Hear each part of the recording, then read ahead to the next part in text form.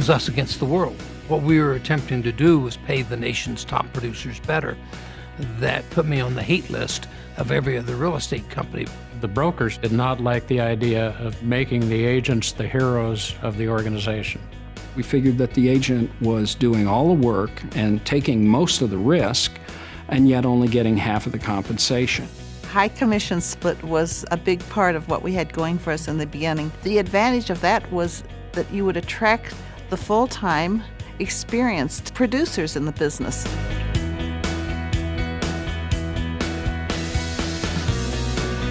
RE/MAX has always been that pioneer. We basically taught agents how to promote themselves. It was revolutionary. It was different than the way real estate had ever been done in the past. The first month, I took over 1,000 phone calls, 204 face-to-face interviews, and 4 people signed up. And the whole industry was knocking us and telling us that we were nothing but a bunch of cowboys and yahoos. And we went to the Colorado Association of Realtors convention, and so we passed out red, white, and blue pens, and it said 100% in the center, I up mine, now up yours. We weren't liked very well, let's just put it that way. But we became respected because of the fact that the numbers that we were doing, the quality of the agent, the integrity of the agents that we were bringing on. We evolved, and what happened was we coalesced around one image. We had 2 owners of the RE/MAX franchise in Albuquerque, and the Albuquerque Balloon Festival was just taking off. At the same time, the regional owners had a meeting in Chicago, and we looked up at the TV, and there's the RE/MAX balloon. Nobody wanted it as a logo. It was just, isn't that cute, our balloons up in the air? We took a silly little symbol and turned it into this massive icon of what professional real estate is supposed to be about. The early days of the company were fraught with a lot of financial difficulties. We had to sell a franchise in order to make payroll. We had to sell another franchise in order to pay the rent. It was just an absolutely terrible market. In 1980, we lucked out and sold to 2 extraordinary business people, Frank Polsler and Walter Snyder. Of course, we were extremely impressed. They showed us the best of the best, and we thought we could repeat that in Ontario. We thought there was a great opportunity in the marketplace for this type of brand and this type of business model. Dave looked at my financial statement. He said, Frank, you're broke. I said, we'll make it work. They convinced us that they could do the job, and they totally turned the company around. Frank and Walter understood franchising. They fell in love with our concept. They opened the entire European continent for us. And overnight, they revolutionized our company. In 1983, we did our first conference up in Northern Ontario. This guy flew in with his seaplane, and I said, Dave, you want to fly with us? No, he said, Gale, you go. The pilot made a mistake. The plane went into a stall spin, crashed into the trees.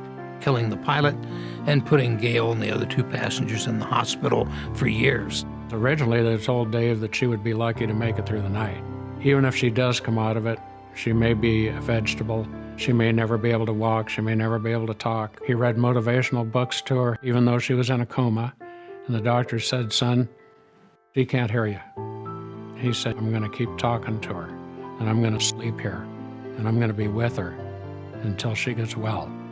When she finally went into the rehabilitation center after she got out of the coma, they said that her hopes of ever walking were not very good. And she looked at the doctor and she said, I will walk out of here.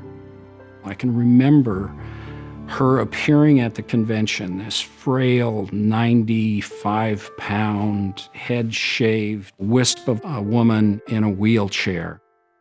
And she stood up in that wheelchair and waved with her other arm in a sling. Not a dry eye in the place. That she wouldn't let it take her down. And I think that ignited all of us to work even harder and harder.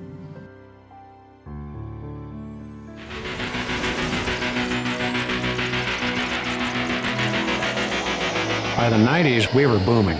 At our 20th anniversary, we'd reached 30,000 agents. And at that point, we really started to become a factor in the country. The agent number meant market share, meant market presence, meant advertising dollars. the premier best agents in the business, best customer satisfaction, the best brand name awareness, the most market share, the best web presence. All ththese things are the RE/MAX brand. The 90s were impacted by technology, and RE/MAX was in the forefront of that. We became the first real estate company to have a satellite TV network. We opened the convention at the National Association of Realtors with a huge booth, cameramen interviewing people. We made such a smash hit the first day that by the second day, 30 or 40 of our competitors all had whiteboards up in their booths that said, "We too have national television coming." We had the tools to help make agents and brokers more successful than they had ever been in the past. Our national company, our regional companies, our broker owners. We are all specialists in providing products and services to help top producers become more successful.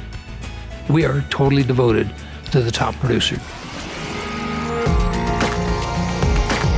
By the time 2000 rolled around, RE/MAX was the significant player in the real estate industry in all of North America. We went from country to country and started seeing the immediate success. We were established. We were the go-to company. We had a national presence in the media. It was inevitable we'd become number one. RE/MAX survived the difficult markets for the same reason that we prospered in the very good markets. We said, batten down the hatches. This is going to be the toughest one we've ever seen. Dave, being the visionary that he is, realized what agents needed to do was change the focus of their business. First, we saw the unbelievable number of foreclosures and REOs coming and said, you've got to prove to bankers you can handle REOs. It's going to be the business we have. We started teaching the CDPE course and pushed the short sales. We went to Fannie, Freddie, FDIC, Treasury, and HUD.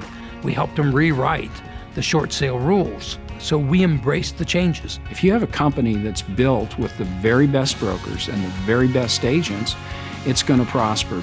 To be affiliated with the best agents, the best broker owners and managers, that's been the best 40 years of my life.